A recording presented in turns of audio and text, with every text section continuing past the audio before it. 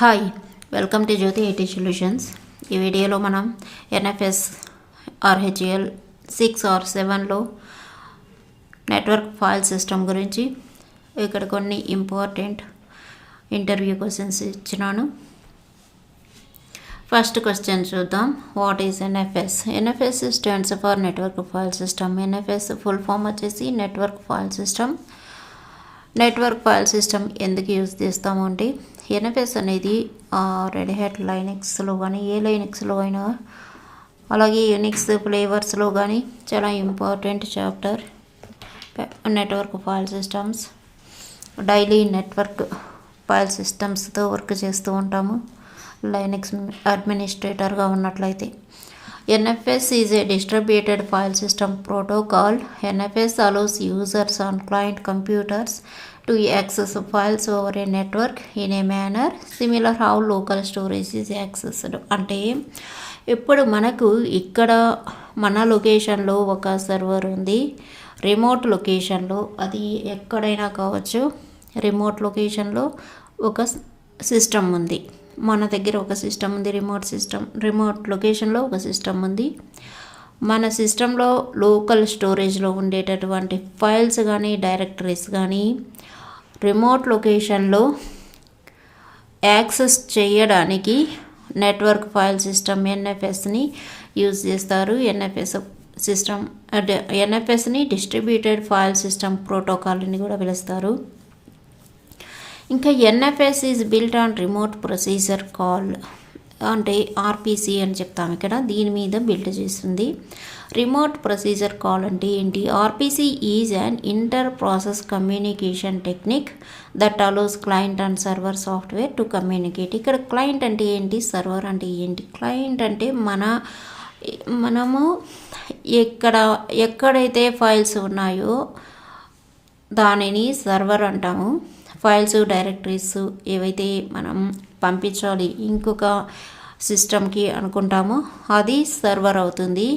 Remote లొకేషన్లో ఉండేది client అవుతుంది. ఈ సర్వర్లో నుంచి ఉండేటటువంటి ఫైల్స్, అంటే ఈ సర్వర్లో లోకల్ స్టోరేజ్లో ఉండేటటువంటి ఫైల్స్ రిమోట్ లొకేషన్లో యాక్సెస్ చేయడానికి ఆర్పిసి అనేది ఇంటర్ ప్రాసెస్ కమ్యూనికేషన్ కల్పించడం కోసం రిమోట్ ప్రొసీజర్ కాల్, దీని మీద ఎన్ఎఫ్ఎస్ బిల్డ్ చేసింది. We share the files between Linux and Unix machines, but not between Linux and Windows systems.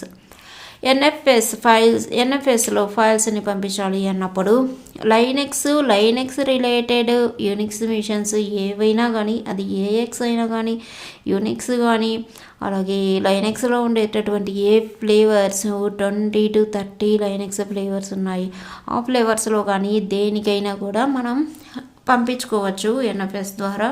కానీ లైనక్స్ నుంచి విండోస్ సిస్టమ్స్కి సెండ్ చేయడం అనేది ఎన్ఎఫ్ఎస్లో కుదరదు. దీనికోసం వేరొక సర్వీస్ని యూజ్ చేస్తారు, అది ఎన్ఎఫ్ఎస్ తర్వాత వస్తుంది. విండోస్కి ఎలా పంపిస్తారు అనేది లైనక్స్లో. ఎన్ఎఫ్ఎస్ వచ్చేసి యూడిపి ప్రోటోకాల్ని యూజ్ చేసుకుంటుంది. మనకు టీసీపీ, ఐపీ, యూడిపి ప్రోటోకాల్స్ ఇలా ఉంటాయి. వీటిల్లో యూడిపి ప్రోటోకాల్ని ఎన్ఎఫ్ఎస్ యూజ్ చేసుకుంటుంది. ఇప్పుడు నెక్స్ట్ క్వశ్చన్ చూద్దాం.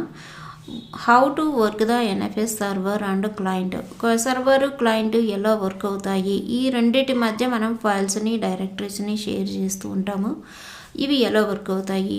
Normally the NFS server exports one or more directories to the client system and the client system mount one or more of the shared directories called mount points.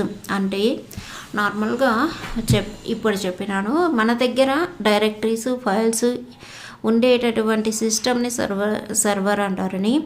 ఈ server నుంచి export చేస్తాము client సిస్టమ్కి. Client system అంటే remote సిస్టమ్కి. Client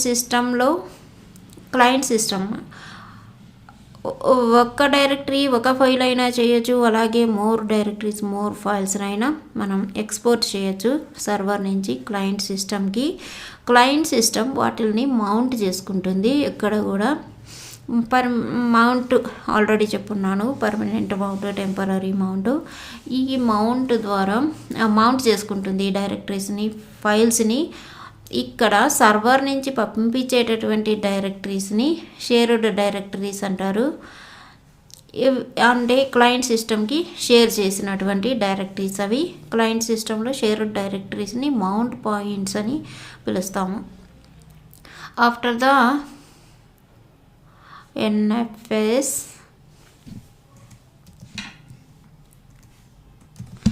is mounted, all IO operations are returned back to the server. మనం NFSలో mount చేసుకున్న తర్వాత IO operations అన్నీ సర్వర్కు రిటర్న్ బ్యాక్ అవుతాయి. And all the clients notice the changing. Clients ఇక్కడ ఒక క్లయింట్కి కాకుండా నెంబర్ ఆఫ్ క్లయింట్స్ కూడా డైరెక్టరీస్ని ఫైల్స్ని సర్వర్ నుంచి యాక్సెస్ చేసుకోవడం కోసం అది లోకల్ స్టోరేజ్ అవుతుంది. అప్పుడు ఎన్ని క్లయింట్ సిస్టమ్స్ అయినా మనం షేర్ చేసుకోవచ్చు at a time. The remote file systems same as local file systems because access does not require the IP address, username and password. ఇప్పుడు మనం ఏదైనా రిమోట్ సిస్టమ్స్తో వర్క్ చేయాలి అన్నప్పుడు మనకు కంపల్సరీగా ఐపీ అడ్రస్, ఆ సిస్టమ్ యొక్క ఐపీ అడ్రస్, ఆ సిస్టంలోకి ఎంటర్ అవ్వడానికి యూజర్ నేమ్, పాస్వర్డ్ ఇవన్నీ కావాల్సి వస్తుంది. కానీ ఎన్ఎఫ్ఎస్లో అటువంటి అవసరం ఏమీ ఉండదు. ఐపీ అడ్రస్ అవసరం లేదు, యూజర్ నేమ్ అవసరం లేదు, పాస్వర్డ్ ఏమీ అవసరం లేదు.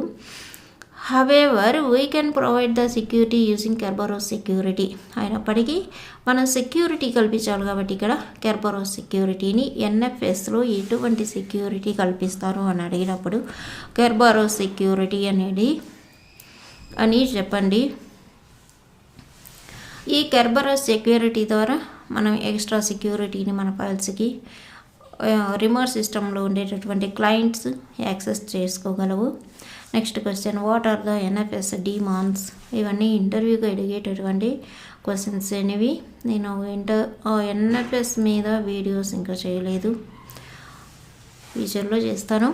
The NFS and RPC bind services both control a number of daemons on the system when they are started. daemons అంటే ఏమీ లేదు, సర్వీసెస్. ఇక్కడ ఈ డీమాన్స్ని ఆర్పీసీ బైండ్ అలాగే NFS రెండు కలిసి కంట్రోల్ చేస్తాయి. అక్కడ ఉండేటటువంటి నెంబర్ ఆఫ్ డీమాన్స్ని తర్వాత స్టార్ట్ చేస్తాయి. ఇక్కడ మెయిన్గా 6 డీమాన్స్ ఉంటాయి NFS ఆర్పీసీ బైండ్లో.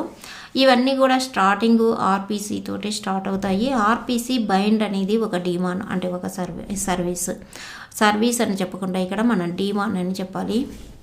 ఫార్వర్డ్స్, ఈ సర్వీస్ అనేది ఈజీగా ఉంటుంది కదా, డీమాన్ అనేది కష్టం ఉంటుంది గుర్తుపెట్టుకోవడానికి.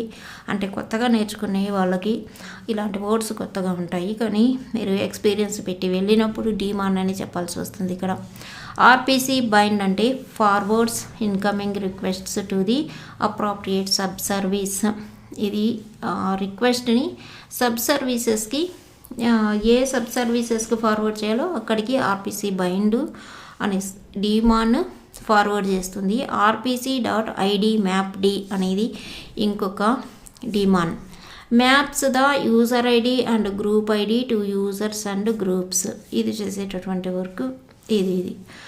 rpc.lockd అనేది third demand. Manages file lakhs and releases in case of client disconnect. Client disconnect అయి ఉన్నప్పుడు ఫైల్స్ లాక్స్ని లాక్ చేయడం, క్లయింట్ కనెక్ట్లో ఉన్నప్పుడు అన్లాక్ చేయడం, ఇలాంటివన్నీ మేనేజ్ చేయడం, రిలీజ్ చేయడం కానీ లాక్ చేయడం, అన్లాక్ చేయడం, ఇలాంటివన్నీ కూడా rpc.lockd అనే డిమాండ్ చూసుకుంటుంది. rpc.nfsd అనే demand response to client requests for the file access. ఇవన్నీ ఇంటర్నల్గా బ్యాక్గ్రౌండ్లో జరుగుతుంటాయి ఈ డిమాండ్స్ అన్నీ. కానీ ఇంటర్వ్యూ పాయింట్ ఆఫ్ క్వశ్చన్ మనం కంపల్సరీగా ఈ డిమాండ్స్ వీటి ఏం వర్క్ చేస్తాయి అనేది తెలుసుకోవాలి. rpc.nfsd ఏం చేస్తుంది, రెస్పాండ్ అవుతుంది క్లయింట్ రిక్వెస్ట్, ఫైల్ యాక్సెస్ కోసం క్లయింట్ రిక్వెస్ట్ని. rpc.rquotad provides statistics and disk quotas to clients. Quota అనేది ఎంత స్పేస్ యూజ్ చేసుకోవాలి అనే దానికోసం ఈ కోటాస్ని, ఈ డిస్క్ కోటాస్ని కూడా ఈ స్టాటిస్టిక్స్ని ప్రొవైడ్ చేయడం క్లయింట్కి. ఇవన్నీ కూడా rpc.rquotad అనేటటువంటి డిమాండ్ చూసుకుంటుంది. ఏదైనా కోటా ఫైల్స్ కానీ కోటాస్ కానీ అప్లై చేసి ఉన్నట్లయితే ఈ వర్క్ అంతా rpc.rquota.d చూసుకుంటుంది డిమాండ్. rpc.statd అనేది works with rpc.logd to provide recovery services. rpc.statd అనేది rpc.logdతో వర్క్ అవుతుంది. ఇది రికవరీ సర్వీసెస్ని ప్రొవైడ్ చేయడం కోసం. ఇవి డిమాండ్స్ అయితే 6 మెయిన్ డిమాండ్స్ ఇవి.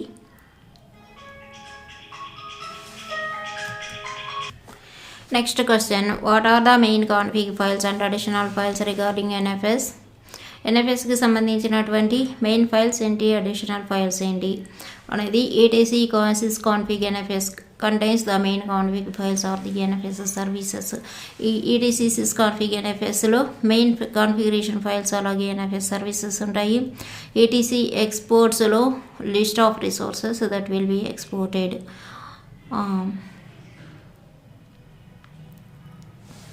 made available to clients. ఇక్కడ మేడ్ కాదు మేక్, ఇది మేక్ అవైలబుల్ టు క్లయింట్స్. ఈ etc ఎక్స్పోర్ట్ ఫైల్స్లో మనం ఫైల్స్ని పెడతాము, అవి ఎక్స్పోర్ట్ కావడం కోసం. ఇవి కాన్ఫిగరేషన్ ఫైల్స్. ఇంకొన్ని అడిషనల్ ఫైల్స్ ఏంటంటే configuration files. Var lib NFS etab అంటే etc export etc export file గురించి కూడా సపరేట్ ఇంటర్వ్యూ క్వశ్చన్ ఇస్తారు. మెయిన్ కాన్ఫిగరేషన్ అంతా etc sysconfig NFSలో ఉంటుంది. లిస్ట్ ఆఫ్ రిసోర్సెస్ వచ్చేసి etc ఎక్స్పోర్ట్స్లో ఉంటుంది. ఇంకా నెక్స్ట్ వేర్లిబ్ NFS ఈ ట్యాబ్లో కరెంట్ ఎక్స్పోర్టెడ్ రిసోర్సెస్ లిస్ట్ ఉంటుంది. వేర్లిబ్ NFS RM ట్యాబ్లో రిమోట్లీ మౌంటెడ్ రిసోర్సెస్ ఉంటాయి, ఆ లిస్ట్ అంతా ఉంటుంది. ఇవి అడిషనల్ కాన్ఫిగరేషన్ ఫైల్స్. ఇంకా next question, which version of NFS is using in your environment అని అడుగుతారు. అప్పుడు NFS నార్మల్గా NFS 3 NFS 4 మాత్రమే ఉంటుంది. ఇక్కడ NFS 3 వచ్చేసి చాలా ఓల్డ్ వర్షన్, RHEL 5 వరకు యూజ్ చేశారు.